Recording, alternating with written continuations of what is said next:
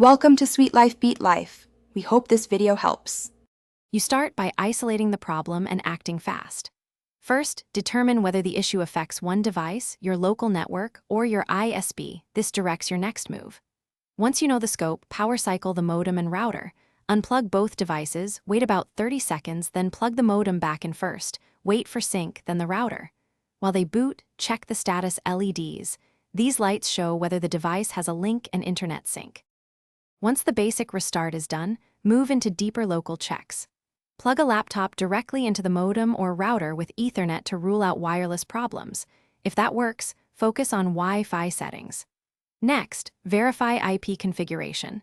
Ensure DHCP is enabled or renew the lease and release if needed, because wrong static IPs block access.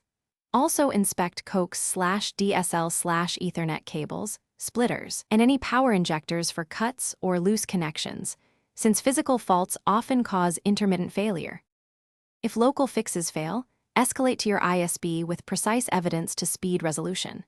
You should check the provider status page or phone support, then report the outage giving account info, observed LED patterns, and error messages. This helps them target the right system. Make sure to describe every step you've already tried so they avoid repeating troubleshooting. If they dispatch a technician, confirm the estimated arrival window and any required on-site access. Troubleshooting tip: if packet loss persists, run a continuous ping to capture timestamps for the support team. Thanks for watching. Consider subscribing if we helped you.